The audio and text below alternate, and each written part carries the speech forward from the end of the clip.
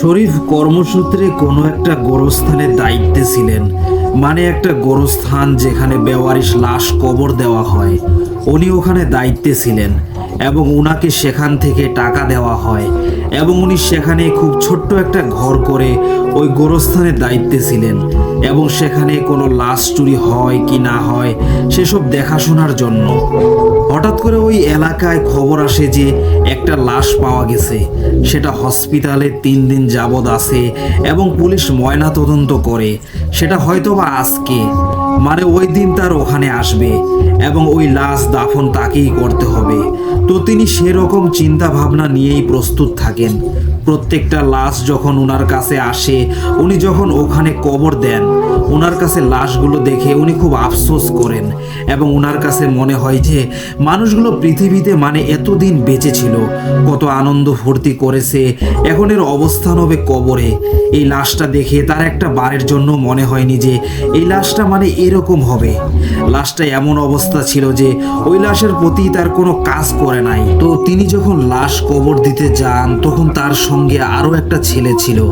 ছেলেটার বয়স হবে প্রায় 13-14 বছর। ওই ছেলেটা তার সঙ্গে কাজ করত। উনি কবর খুঁড়লেন এবং কবর খোঁড়ার পর লাশ যখন নামাবেন তখন উনি লাশটা দেখে মানে হতভম্ব হয়ে যান।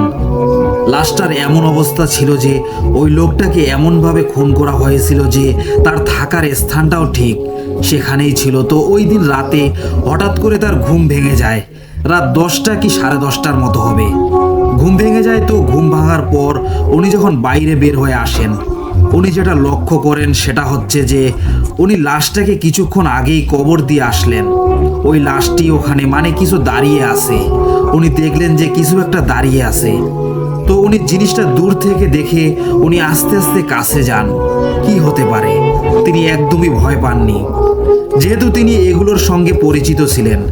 তিনি ভেতরে গিয়ে দেখেন তেমন কিছু দেখতে পাননি, বাট তিনি একটা জিনিস দেখতে পান। সেটা হচ্ছে ওই কবরটা মানে একটু খোঁড়া মনে হচ্ছে, কিছু দিয়ে মনে হয় কোদাল বা কোনো কিছু এই জাতীয় কিছু একটা দিয়ে খোঁড়া হয়েছে। সো উনি ভাবেন যে এখানে কুকুর আসলো কোথা থেকে, অথবা চোর টোর তো আসার কথা না।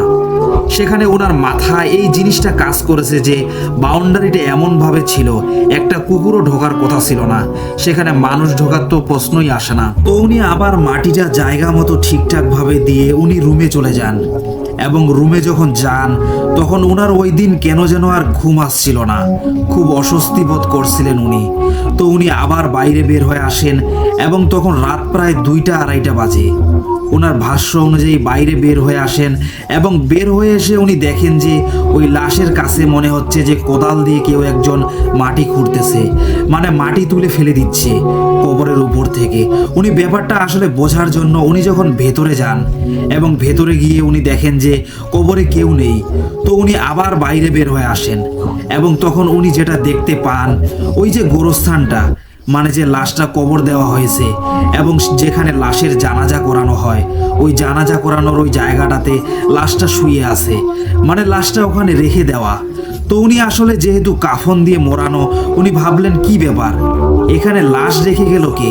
এত রাতে কেউ যদি আসে তাহলে তো অবশ্যই তাকে জানানোর কথা বা তাকে ডাক দেওয়ার কথা, কিন্তু এমন তো কেউ এখানে আসেনি, মানে তাকে ডাক দিবে বা ডাকও দেয়নি। উনি ভীষণভাবে চমকে যান এবং জিনিসটা এমন ছিল যে উনি যে লাশটাকে উনি দাফন করেছেন, উনি নিজে হাতে কবর দিয়েছেন, ওই লাশটা ওখানে শোয়ানো। সো উনি ওখানে কথা বলার মতো কোনো ভাষা খুঁজে পাচ্ছিলেন না, মানে উনি নির্বাক হয়ে যান। তো কিছুক্ষণ ভাবার পর ওনার হঠাৎ করে মানে ওই ভয়টা ওনার মধ্যে থেকে যায় এবং উনি ভাবে যে যাই হোক, যেটাই হয়েছে, এই লাশটার গা দিয়ে যেহেতু এত গন্ধ আসছে, সো লাশটাকে আবার জায়গা মতো রেখে আসতে হবে। তো উনি ওই লাশটা কাঁধে করেন এবং উনি বলেন যে আমি আমার জীবনে এত ভারী লাশ কোনোদিন তুলিনি। সো উনি লাশটা কাঁধে করেন এবং কাঁধে করে লাশটা যখন তোলেন তখন ওনার আর মনে নেই যে ওই লাশটার মাথার শরীর থেকে আলাদা ছিল, কোনো মতো বসিয়ে দেওয়া ছিল। সো কাফনের মধ্য থেকে ওই মাথাটা নিচে পড়ে যায়। তো উনি এক হাতে এক কাঁধে লাশ এবং আরেক হাতে মাথা নিয়ে উনি কবরের দিকে ছুটেন এবং সেখানে গিয়ে তিনি লাশটাকে কবরের মধ্যে শোয়ান। তখন উনি মাটি দিবেন, ঠিক ওই টাইমে তার হাতটা চেপে ধরে এবং তিনি ভীষণভাবে ভয় পান। তিনি ওইখানেই সেন্সলেস হয়ে যান এবং এরপর সকালবেলা তার জ্ঞান ফিরে তার সেই ছেলেটা, মানে যে ছেলে তার সঙ্গে কাজ করত, সেই ছেলেটার ডাক শুনে সে তাকে বলে যে কি ব্যাপার ভাই, আপনি এখানে শুয়ে আছেন, কি হয়েছিল রাত্রেবেলা? আর ওই লাশটাই বা ওখানে গেল কি করে? যে লাশটা আমরা কবর দিলাম উনি ওখানে আরো একটা শক খান। উনি ওখানে আর কোনো কথা বলেনি, উনি জাস্ট জানিয়ে দিলেন যে আমি আর এখানে কাজ করব না। সো গোরস্থান কর্তৃপক্ষ তাকে অনেক রিকোয়েস্ট করেন যে এখানে থাকো, কিছুদিন পরে যাও। তো সে কোনোভাবেই ওখানে থাকলো না, ওই মুহূর্তে তিনি ওখান থেকে চলে আসেন। প্রিয় লিসেনার্স, এই মুহূর্তে যে ঘটনাটি আমি আপনাদের সাথে শেয়ার করতে যাচ্ছি, এই ঘটনাটি একই সাথে কবরস্থান কেন্দ্রিক, অ্যাম্বুলেন্স কেন্দ্রিক এবং লাশকে কেন্দ্র করে। সুতরাং বুঝতেই পারছেন, সবাই নড়ে চড়ে বসুন, ভয়ানক কিছু শুনতে পাবেন আপনারা। সো প্রিয় লিসেনার্স, এই ঘটনাটি যার, তিনি হচ্ছেন সাইফুল।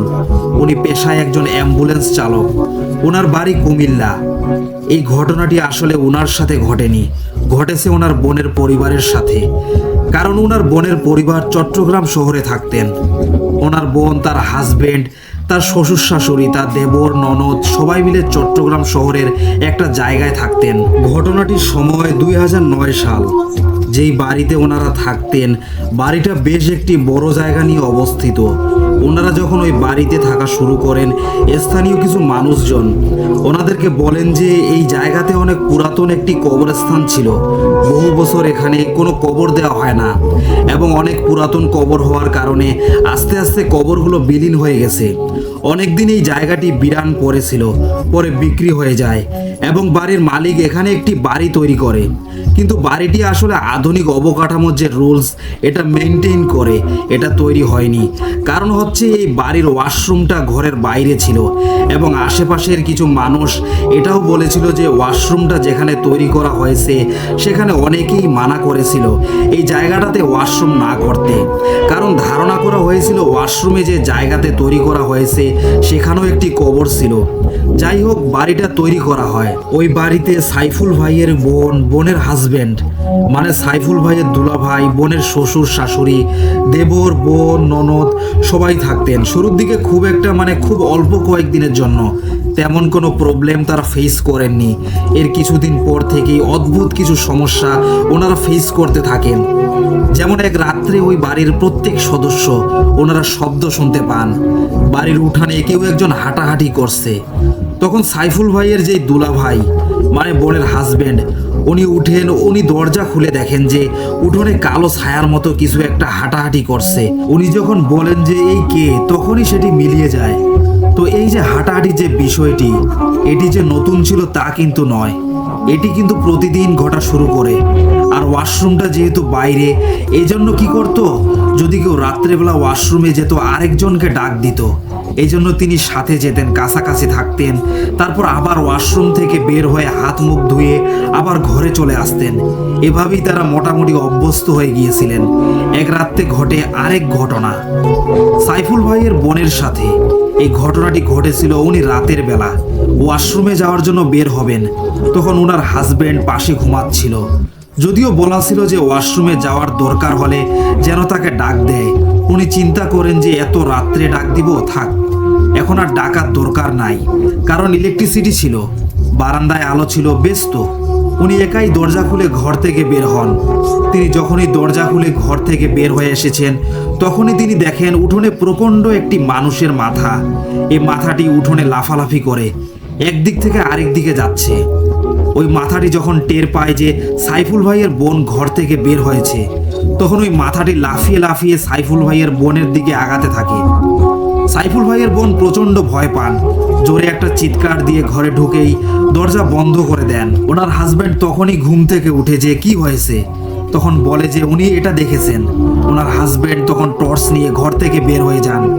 যদিও ইলেকট্রিসিটি ছিল স্বাভাবিকভাবে, তিনি দেখেন যে উঠোনে কিছুই নেই।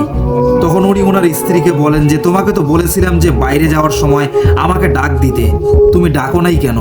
তখন তিনি বলেন যে যেহেতু আলো ভালোই ছিল বাইরে, তো চিন্তা করেছি যে থাক, আজকে আর ডাকবো না, এই জন্য আর ডাকি নাই। তো যাই হোক, রাত্রে এই ঘটনাটি যখন ঘটে তখন বাড়ির অন্য সদস্যরাও পরে জেগে গিয়েছিল, তাদেরকেও বিষয়টি বলা হয় এবং প্রত্যেককে বলে দেওয়া হয় অবশ্যই কেউ যখন রাতের বেলা ঘর থেকে বের হবে সাথে যেন কেউ একজন মানুষ নিয়ে ঘর থেকে বের হয়। এই ঘটনার পরের দিন থেকে আরও একটি সমস্যা ওনারা ফেস করেন। রাত 2টো কি 2:30টার দিকে একজন মহিলার কণ্ঠস্বর শোনা যেত। ঘরের দরজায় ঠক ঠক শব্দ করে বলতো যে চলে যাই বাড়ি থেকে, চলে যা, থাকিস না এখানে, তাহলে কিন্তু অনেক বড় ক্ষতি হয়ে যাবে তোদের। আর মাঝে মাঝে টিনের চালে ঢিল পড়ার শব্দ ওনারা শুনতে পেতেন এবং যখন পড়তো একসাথে বহু ঢিল পড়তো টিনের চালের উপরে, রাতে ঘুমাতে পারতেন না। ওনারা একটা সময় ডিসিশন নেন এখানে ওনারা আর থাকবেন না, কারণ এভাবে আসলে থাকা যায় না। এদিকে ওনারা বাসাও খুঁজছিলেন, কিন্তু এর মধ্যে ঘটে যায় আরেকটি মর্মান্তিক ঘটনা। সাইফুল ভাইয়ের বোনের শ্বশুর উনি রাতের বেলা খাওয়া দাওয়া করার পরে ফ্রেশ হওয়ার জন্য ওয়াশরুমে যান। ওয়াশরুম থেকে ফিরে এসেই উনি বলেন যে আমার বুকে ব্যথা হচ্ছে। উনি সুস্থ মানুষ, হঠাৎ কেন বুকে ব্যথা হচ্ছে কোনো কিছু দেখে ভয় পেয়েছিলেন কিনা উনি কিছুই বলার আসলে সুযোগ পান নাই। বুকে ব্যথা হচ্ছে, বুকে ব্যথা বেড়ে যাচ্ছে, একথা বলতে বলতেই উনি মেঝেতে পড়ে যান এবং এর অল্প কয়েক মিনিটের মধ্যে উনি পৃথিবীর মায়া ত্যাগ করে চলে যান। বাড়িতে কান্নাকাটির রোল পড়ে যায়, কিন্তু ওনাদের বাড়ি তো কুমিল্লাতে, লাশ তো কুমিল্লাতে নিয়ে যেতে হবে। এজন্য ওই রাত্রে একটি অ্যাম্বুলেন্স ভাড়া করা হয়। অ্যাম্বুলেন্সে লাশ উঠিয়ে বাড়ির সকল সদস্য রওনা দেয় কুমিল্লার দিকে। চট্টগ্রাম শহর পার হয়ে সীতাকুণ্ড পার হয়ে যখন গাড়ি চলা শুরু করেছে, গাড়িটি যখন ফেনীর কাছাকাছি চলে এসেছে, তখন থেকেই শুরু করে একটি ভয়ঙ্কর ঘটনা। ঘটনাটি শুরুতে এমন ছিল যে ড্রাইভার সাহেব এবং গাড়ির প্রত্যেক সদস্য ওনারা ফিল করছিলেন গাড়িটি কোনো কারণ ছাড়াই হঠাৎ করে আধা হাত বা এক হাত উঁচু উঁচু হয়ে যাচ্ছে, আবার ঠাস করে পড়ে যাচ্ছে। এবং যখন পড়ে যাচ্ছে ওনারা সবাই গাড়ির মধ্যে এলোমেলো অবস্থায় হয়ে যাচ্ছিলেন। তো এমনটা কেন হচ্ছিল সবাই বলছিলেন ড্রাইভার সাহেবকে ভালো করে চালাও। তখন ড্রাইভার বলছে যে আমি তো ভালো করেই চালাচ্ছি, কিন্তু এমনটা কেন হচ্ছে আমি বুঝতে পারছি না। ফেনী শহরে মূলত ওই সময় ফেনী জেলার মধ্যে গাড়িটি ছিল। হঠাৎ ড্রাইভার সাহেব লুকিং গ্লাসে দেখতে পান গাড়ির পেছনে বেশ কিছু কুকুর, 10 থেকে 12টি কুকুর প্রচণ্ড জোরে ঘেউ ঘেউ শব্দ করতে করতে গাড়ির পেছনে ছোটা শুরু করেছে। আর এদিকে আমরা তো জানি যে অ্যাম্বুলেন্সের পিছনে একটা ব্যাক ডোর থাকে, যেটাকে আমরা ব্যাক ডালা বলি। আর এটি খুলে রোগী অ্যাম্বুলেন্সের মধ্যে ঢুকানো হয় বা বের করানো হয়, বা লাশ ঢোকানো হয়, বের করানো হয়। কোনো কারণ ছাড়াই এই ব্যাক ডালাটি খুলে উঁচু হয়ে যাচ্ছিল, আর পেছনে থাকা ওই কুকুরগুলো ওর মধ্যে লাফ দিয়ে ঢোকার চেষ্টা করছিল। আর ওই লাশের সাথে থাকা যে সাইফুল ভাইয়ের বন্ধুলা ভাই, তারপর শাশুড়ি, তারপরে ননদ, দেবর, ওনারা বারবার ওই কুকুরগুলোকে সরিয়ে দেওয়ার চেষ্টা করছিলেন এবং বারবার ওই ব্যাক ডালাটি বন্ধ করার চেষ্টা বন্ধ করে দিচ্ছিলেন। কিন্তু বন্ধ করার পরও কেন ওই ব্যাক ডালাটি বারবার খুলে যাচ্ছিল? কারণ ব্যাক ডালাতে কোনো সমস্যা ছিল না, কিন্তু তারপরও খুলে যাচ্ছিল। কিন্তু কেন খুলে যাচ্ছিল এটি বুঝতে পারছিলেন না। একটা পর্যায়ে গাড়ির ড্রাইভার এই অ্যাম্বুলেন্সটি থামিয়ে দেন, থামিয়ে রাস্তার একটা পাশে দাঁড়িয়ে নিচে নামেন। নিচে নামার পরে দেখা যায় ওই একটি কুকুরও দেখা যাচ্ছে না। কিন্তু কুকুরগুলো দেখা না গেলেও গাড়ির ওই ব্যাক ডালাতে কুকুরের আঁচড় সেটি স্পষ্ট ছিল। উনি চিন্তা করেন এখানে খুব বেশিক্ষণ দেরি করা যাবে না, গাড়ি থামানোই যাবে না, যাই ঘটুক না কেন গাড়ি চালিয়ে যেতে হবে। আবার গাড়িতে উঠে গাড়ি চালানো শুরু করেন। গাড়ির মধ্যে প্রত্যেকেই মহান আল্লাহর জিকির শুরু করেন, কারণ আল্লাহর সাহায্য ছাড়া খুব ভয়াবহ একটা সিচুয়েশন তাদের সাথে ঘটে যেতে পারে। এবং যে ঘটনাগুলো ঘটছিল তাতে আল্লাহ ছাড়া তাদেরকে উপকার করার মতো আসলে কেউ ছিল না। গাড়ি চলছে, গাড়ি যখন নোয়াখালীর কাছাকাছি চলে আসে তখন ওই গাড়িটা একটু যাত্রা বিরতির প্রয়োজন হয়। যাত্রা বিরতি যখন দেওয়ার পর ওই প্রচণ্ড শব্দে গাড়ির 2টি টায়ার ব্লাস্ট হয়ে যায়। ড্রাইভার এবং আরো অন্যান্য যারা ছিলেন তারা গাড়ির কাছে চলে আসেন, এসে দেখেন গাড়ির 2টো টায়ার পাংচার হয়ে গেছে। এবং অদ্ভুত ব্যাপার হলো গাড়ির টায়ার পাংচার হওয়ার বিষয়টা স্বাভাবিক ছিল না।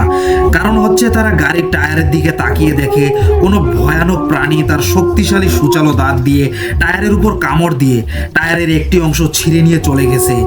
এবং শুধু যে একটি টায়ারের সাথে বিষয়টি হয়েছিল তা কিন্তু নয়, 2টি টায়ারের সাথে একই ঘটনা ঘটে। আরেকটি বিষয় হচ্ছে যে ওই গাড়িতে 2টি স্পেয়ার টায়ার ছিল। যদি একটা টায়ার থাকতো তাহলে খুব বিপদ হয়ে যেত। ওই রাত্রে 2টি টায়ার গাড়িতে রিপ্লেস করা হয় এবং তারা ওইখান থেকে বের হয়ে যান। নোয়াখালীতে যখন গাড়িটা চলে আসে তখন নোয়াখালীতে তেমন কোনো সমস্যা হয়নি, কিন্তু নোয়াখালী পার হয়ে যখন কুমিল্লাতে গাড়ি ঢুকে গেছে তখন আরও একটি ভয়ানক ঘটনা ঘটতে থাকে। গাড়ির প্রত্যেকে এবং ড্রাইভার সে নিজেও দেখতে থাকে যে তাদের গাড়ির সামনে প্রায় 20 থেকে 25 হাত দূরে গাড়ি কিন্তু চলছে, এবং যে ভয়ানক জিনিসটা দেখতে থাকেন সেটি হচ্ছে একটি লাশ দেখতে পান।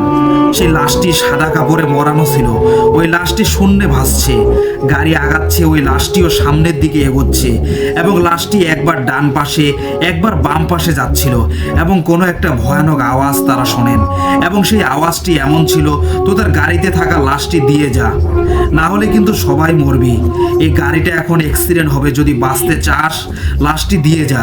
কিন্তু গাড়িতে থাকা প্রত্যেকেই এই বিষয়ে বুঝতে পারেন যে কোনো অশুভ শক্তির কাছে আমরা লাশ হস্তান্তর করব না।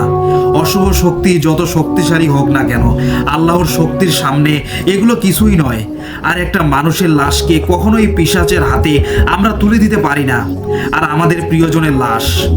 সুতরাং যাই ঘটুক না কেন আমরা চলতে থাকবো। এদিকে আরেকটি ঘটনা ঘটে, সেটি হচ্ছে যে লাশটা অ্যাম্বুলেন্সের যে সাইডে রাখা ছিল মাঝে মাঝে ওই সাইডটা উঁচু হয়ে যাচ্ছিল এবং অ্যাক্সিডেন্ট হতেও হচ্ছিল না গাড়ি। তো ওনারা প্রচণ্ড ভয় পাচ্ছিলেন, হয়তোবা ওনারা চিন্তা করেছিলেন যে এই লাশ নিয়ে হয়তোবা তাদের বাড়িতে ফেরার আগেই তারা লাশ হয়ে যাবেন, কিন্তু তারপরও মনে সাহস সঞ্চয় করে তারা আল্লাহর নাম স্মরণ করেছিলেন, আয়াতুল কুরসি পড়ছিলেন, সূরা ইয়াসিন পড়ছিলেন। কুমিল্লায় ঢোকার পর এই ঘটনাটা ঘটার পরে আস্তে আস্তে আবার সব স্বাভাবিক হয়ে যায়। এদিকে ফজরের আজান দিয়ে দেয়, গ্রামের বাড়িতে পৌঁছাতে পৌঁছাতে তাদের সকাল প্রায় 8টা বেজে যায়। বাড়িতে লাশ নিয়ে যাওয়ার পরে লাশকে গোসল করানো হয়, জানাজা পড়ানো হয়, এবং যথাযথ ধর্মীয় মর্যাদার সাথে লাশকে কবরস্থানে দাফন করা হয়। ওই রাত্রে আরও একটি ভয়ঙ্কর ঘটনা ঘটে। ওই রাত্রে সাইফুল ভাইয়ের বোনের যে ননদ রয়েছে, উনি স্বপ্নে দেখে যে একজন মানুষ কাঁধে করে সাদা কাফনে মোড়ানো একটি লাশ নিয়ে আসছে। ঘরের দরজা খুলে ঘরের মধ্যে প্রবেশ করে ওই লাশটি ওই সাইফুল ভাইয়ের বোনের ননদের গায়ের উপরে ঠাস করে ফেলে দেয়। এই স্বপ্নটি দেখার সাথে সাথে উনি ধর্মর করে উঠে বসেন, উঠে দেখেন একটি ভয়ানক ঘটনা, যেটি দেখার জন্য উনি মোটেও প্রস্তুত ছিলেন না। উনি দেখেন এই স্বপ্নে যে লাশটি কোনো একজন মানুষ ওনার গায়ের উপরে ফেলে দিয়েছে। ওই লাশটি ওনার পাশেই রাখা। প্রচণ্ড ভয় পেয়ে উনি এক চিৎকার দেন। ঘরের লোকজন ওনার রুমে চলে আসে, এসে দেখে সব কিছু স্বাভাবিক। বলে কি হয়েছে? তখন উনি বলেন স্বপ্নে এটা দেখেছেন, এবং স্বপ্ন দেখার পরে বাস্তবে ওই জিনিসটা উনি দেখেছেন। তখন ঘরের মানুষ তাদেরকে সান্ত্বনা দেন, বলেও কিছু না, ভুল দেখেছো, স্বপ্ন তো স্বপ্নই। পরে যাই হোক, পরের দিন এশার নামাজের আজানের পরে ঘটে আরেকটি ঘটনা। এই ঘটনাটি ঘটে সাইফুল ভাইয়ের বোনের শাশুড়ির সাথে। উনি এশার নামাজের জন্য অজু করতে যান টিউবওয়েল পারে। যখন উনি অজু করছিলেন হঠাৎ উনি দেখেন ওনার সামনে ওনার মৃত স্বামী দাঁড়িয়ে আছে, যাকে গতকালকেই কবরস্থ করা হয়েছে। শুধু যে দাঁড়িয়ে আছে তা নয়, কাছে এসে খপ করে ওনার হাত চেপে ধরে এবং বলে চল আমার সাথে, আমি একা একা থাকতে পারছি না, আমার খুব কষ্ট হচ্ছে, তোকে নিয়ে যাব। উনি প্রচণ্ড জোরে একটা চিৎকার দেন এবং সেন্সলেস হয়ে পড়ে যান। তখন তো আসলে কেউ ঘুমায় নাই, তখন তো আর খুব বেশি রাত ছিল না। সবাই চলে আসে, এসে দেখে কলপারে সাইফুল ভাইয়ের বোনের শাশুড়ি পড়ে আছে। তাকে ধরাধরি করে ঘরে নিয়ে আসে। বাড়ির সবাই তাকে যখন জ্ঞান ফেরানো হয়, বলে কি হয়েছে, তখন উনি বিষয়টি খুলে বলেন। তখন সবাই সান্ত্বনা দেয় যে বাবা তো মারা গেছে, মৃত মানুষ তো কখনো ফিরে আসতে পারে না, তুমি ভুল দেখেছো। কারণ আগের রাতে এতগুলো ঘটনা ঘটেছে, তারপর ওই বাড়িতে এত ঘটনা ঘটেছে। আসলে আমাদের সকলের মনের মধ্যে এই বিষয়টা এমনভাবে গেঁথে গেছে যে আমরা সবাই উল্টাপাল্টা দেখছি। কিন্তু সাইফুল ভাইয়ের বোনের শাশুড়ি বারবার বলছিল না, আমি ভুল দেখি নাই, আমি যেটা দেখেছি ঠিকই দেখেছি। যাই হোক, সবাই তাকে সান্ত্বনা দেন এই ঘটনার মোটামুটি। আর তারপর 3-4 দিন কিছু হয়নি। 5 দিন পরে আরেকটি ঘটনা ঘটে।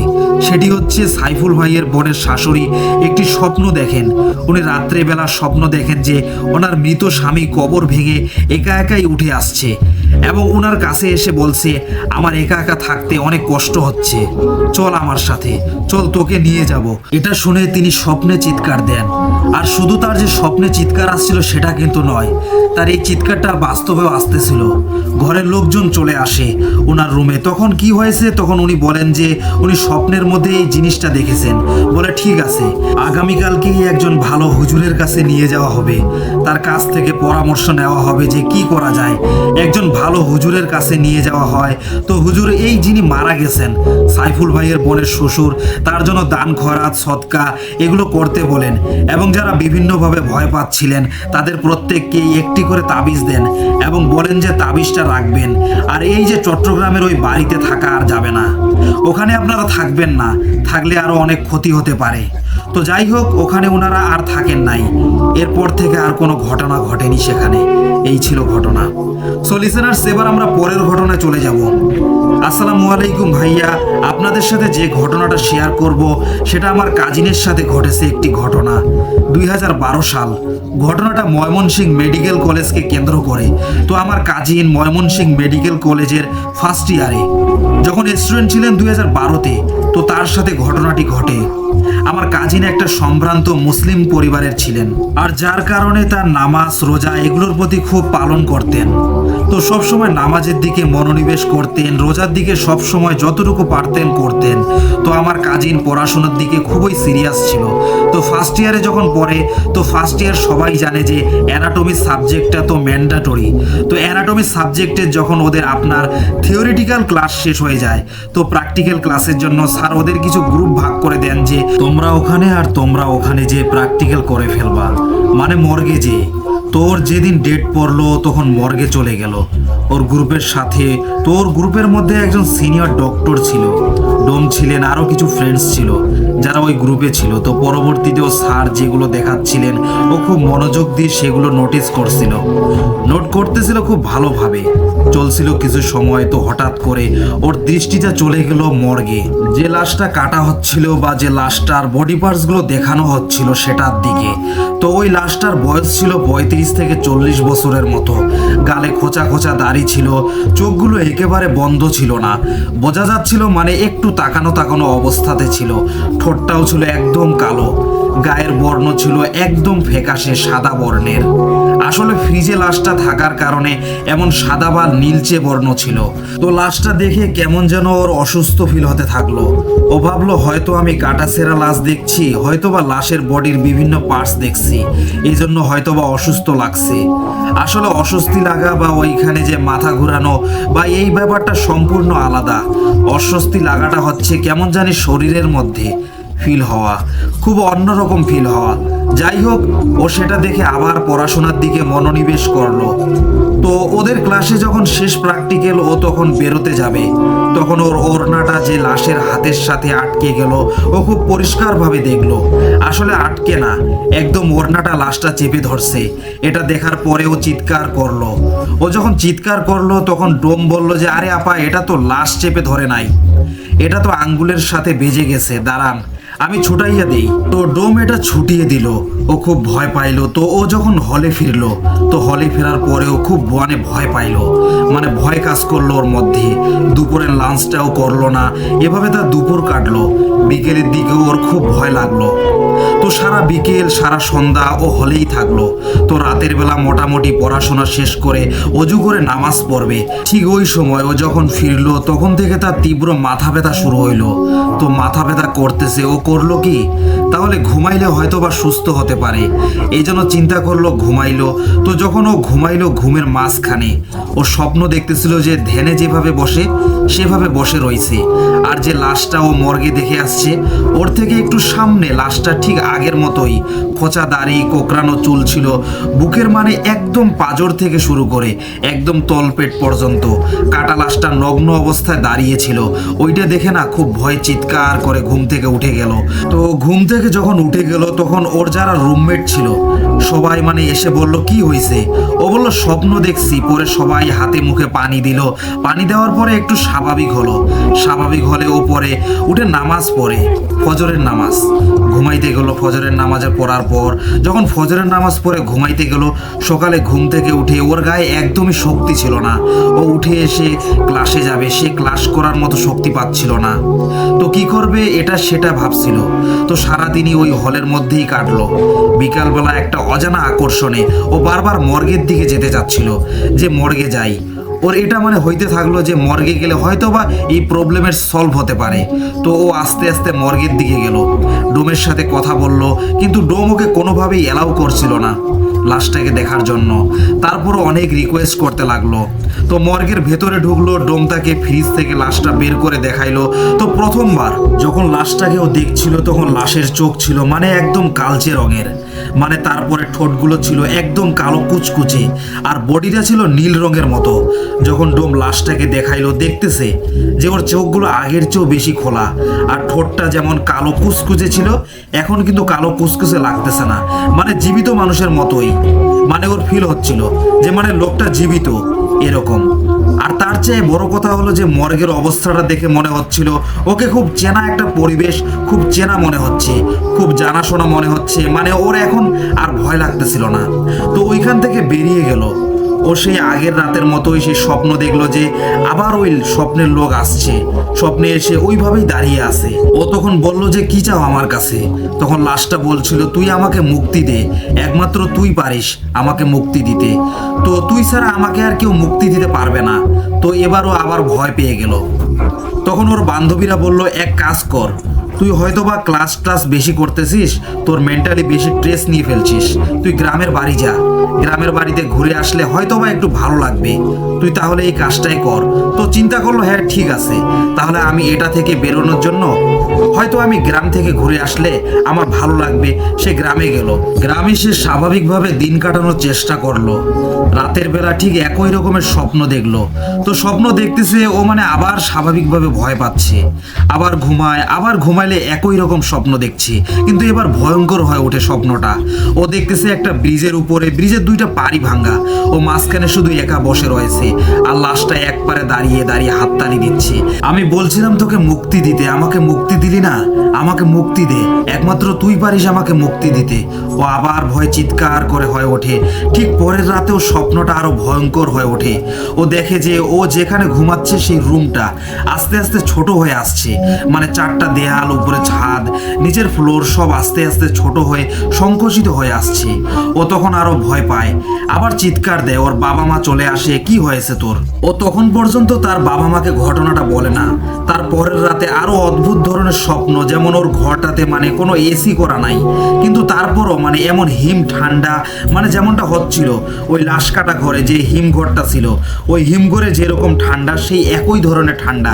এবং লাশ কাটা ঘরে মানে একটা বিরক্তিকর একটা গন্ধও থাকে। সেই গন্ধটা সেই রুমের মধ্যে ফিল করেও ও আর কোনো রকমের উপায় না দেখে ওর বাবা মাকে জানাইতে বাধ্য হয়। তো যে এই সমস্যা হচ্ছে, যে লাশ কাটা ঘরে যাওয়ার পর থেকে লাশটাকে দেখার পরে এই সমস্যা হচ্ছে, তো এটা শেয়ার করার পরে ওর বাবা বুঝতে পারলেন। তারপরে ওর সাথে করে ময়মনসিংহ মেডিকেল কলেজে আসলেন। তারপর ওর বাবা এবং সে আসার পরে ওর যে সিনিয়র ডক্টর ছিল সবার সাথে কথা বললেন, তারপর ডোমের সাথে কথা বললেন, লাশটা সম্পর্কে জানার চেষ্টা করলেন। আসলে লাশটা ছিল একটা বেওয়ারিশ লাশ, যার কারণে লাশের কোনো দাবিদার না থাকায় লাশটা মর্গে এভাবে পড়ে রয়েছে, কেউ কোনো দাবি করতে আসে নাই। এটা জানার পরে ও আমার চাচা মানে আমার কাজিনের বাবা, উনি নিজ দায়িত্বে অনেক প্রশাসনিক ঝামেলা সহ্য করে নিজ দায়িত্বে লাশটাকে দাফনের ব্যবস্থা করলেন। লাশটা যখন দাফনের ব্যবস্থা তিনি করলেন, এরপর থেকে ওই সেই সমস্যাটা আস্তে আস্তে কমতে থাকলো। কাজিনের সমস্যাটা আস্তে আস্তে একদমই কমে গেল। কমে যাওয়ার পর ও স্বাভাবিক জীবন যাপন করতে থাকলো, পড়াশোনার দিকে আবার কনসেন্ট্রেট করতে থাকলো। এভাবে লাশ দাফন করার ঠিক 40 দিন পর রাত 3টা সাড়ে 3টার দিকে সে উঠছে, অজু করে চলে আসছে। ওর হলের একদম করিডোরের শেষ প্রান্তে একটা লোক দাঁড়িয়ে ছিল। ও এখন কিন্তু আর ভয় পাচ্ছে না। ও জানে যে লাশটা যেহেতু সৎকার হয়ে গেছে, এখন আর ভয়ের কিছু নাই। ও আস্তে আস্তে লাশটার কাছে গেল। লাশটার কাছে যাইতেই ও দেখতে পেল সেই যে আবরণটা, যে লাশ কাটা ঘরে যাতে দাফন করা ছিল, সেই লোকটা এই লোকটা একই। ও কাছে গেলে ওই লোকটা যে ছিল মানে কাফন পরা, এর আগে যতবার ও দেখছে ততবারই স্বপ্নের মধ্যে, যতবার দেখছে ততবার নগ্ন ছিল, আর এখন লাশটা কিন্তু একদম কাফনে পরা। ও কাছে যেতেই ওই লাশটা ওর দিকে মুখ তুলে তাকাইলো, বলল তুই আমাকে মুক্তি দিছিস, তুই আমারে অনেক কষ্ট থেকে বাঁচাইছিস। আমি এমনিতেই অনেক কষ্টে মারা গেছি, আর এই হিমঘরে যে ঠান্ডা আমার সহ্য হচ্ছিল না। এখানে পরে পরে থেকে আমার খুব কষ্ট হচ্ছিল। তুই আমাকে মুক্তি দিছিস, তুই আমাকে বাঁচাইছিস, তোর অনেক ভালো হবে। এটা বলার পরে আমার কাজিন ওকে ছুঁয়ে দেখার চেষ্টা করছিল হাত দিয়ে, কিন্তু লাশটি ভ্যানিশ হয়ে গেল, আর দেখতে পাইল না।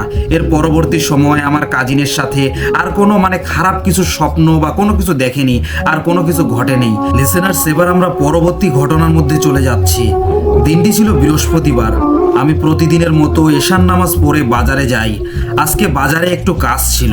কাজ শেষ করে বাড়ি ফেরার উদ্দেশ্যে রওনা হব, কিন্তু বাজারের সব দোকানপাটগুলো বন্ধ হয়ে গেছে। রাত তখন 10:20। বাজার থেকে আমার বাড়ি প্রায় 3 কিলোমিটার। আমি আকাশের দিকে তাকিয়ে দেখি আকাশ মেঘলা থাকার কারণে বেশ অন্ধকার লাগছে। আমি মোবাইলের টর্চটা অন করে হাঁটতে লাগলাম। আমি যে রাস্তা দিয়ে হাঁটছিলাম সে রাস্তা ছিল মাটির কাঁচা রাস্তা।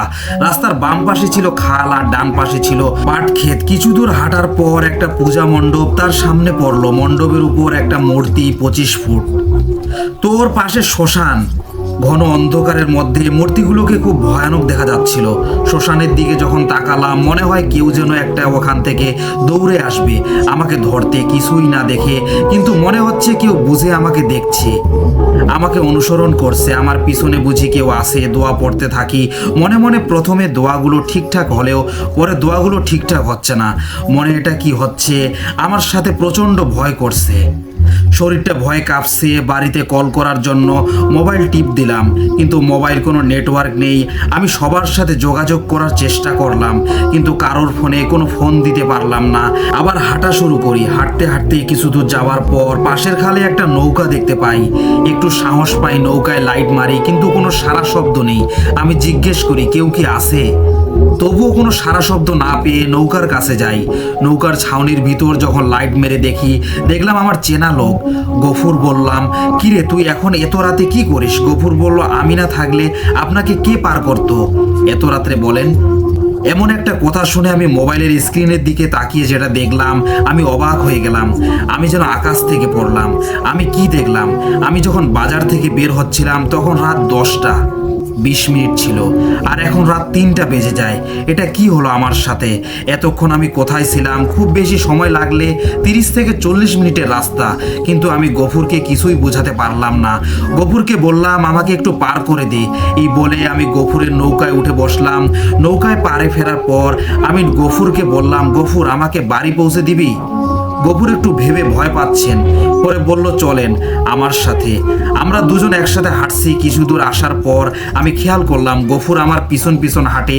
সামনে একটা কবরস্থান পড়লো, আর কবর থেকে ধোঁয়া বের হচ্ছে, আর একটা অদ্ভুত গন্ধ আসছে। এমন সময় আমি ভয়ে ভয়ে সামনের দিকে অগ্রসর হতে লাগলাম। কাছে এসে যখন লাইট মারলাম কবরের দিকে, আমি দেখলাম একটা মেয়ের সাদা কাপড় পরা অবস্থায়, চুলগুলো এলোমেলো ছেড়ে দেওয়া, কবরস্থানের ভিতরে দাঁড়িয়ে আছে, আর হাতের ইশারায় আমাদের কাছে ডাকছে। মেয়েটিকে আমি চিনতে পারলাম, তার নাম ছিল ময়না। আমি গফুরকে বলি, ওর নাম ময়না না? হঠাৎ বুকের ভেতরটা কেমন করে উঠলো, শরীরটা ভয়ে থরথর করছে। আমার পাশে গফুর আর নেই। আমি তো অবাক হয়ে যাই। আমি অবাক হয়ে ভয়ে চিৎকার দিলাম। চিৎকার দিতে দিতে দৌড় দিলাম। এমন জোরে একটা গাছের সাথে ধাক্কা খেয়ে অজ্ঞান হয়ে পড়লাম। আমার যখন জ্ঞান ফিরলো আমি দেখলাম আমি বাড়িতে। আমার মাথায় পানি ঢালছিল। আমি তাদেরকে জিজ্ঞাসা করলাম আমি এখানে কি করে এলাম? তারা বলল, পাশের বাগান থেকে তুমি পড়েছিলে, তোমাকে সেখান থেকে নিয়ে এসেছি।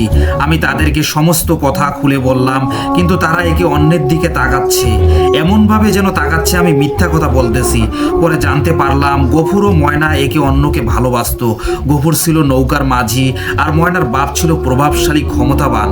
তার পিতা তাদের সম্পর্কে মেনে না নিয়ে গফুরকে তাড়িয়ে দিয়েছিল তাদের বাড়ি থেকে। তারপরে ময়না আত্মহত্যা করেছিলেন, আর তারপর থেকে গফুরকে সেই কোনোদিন দেখতে পাইনি। আমি তখনই বুঝতে পারলাম ব্যাপারটা কি ছিল। এরপর থেকে আমি আর রাতে সে জায়গায় কখনো যাই না। এই ছিল ঘটনা। ভালো লাগলে পড়ে শোনাবেন। সো প্রিয় লিসেনার, সকলের সুস্বাস্থ্য ও দীর্ঘায়ু কামনা করছি। আমরা সকলে যেন রবের পথে থেকে জীবন পার করে দিতে পারি। আজকের মতো এখানেই শেষ। পরবর্তী ঘটনাগুলো শুনতে চাইলে আমাদের চ্যানেলটি সাবস্ক্রাইব করে আমাদের পাশে থাকবেন। আর হ্যাঁ প্রিয় লিসেনার্স, আপনাদের সাথে ঘটে যাওয়া ঘটনা পাঠাতে পারেন। আমাদের ডেসক্রিপশন ডেসক্রিপশন বক্সে জিমেল আইডি দেওয়া আছে bhutfmrat@gmail.com। অনেক ধন্যবাদ আপনাদের সবাইকে অনেক ধৈর্যের সাথে ঘটনাগুলো শুনে থাকার জন্য।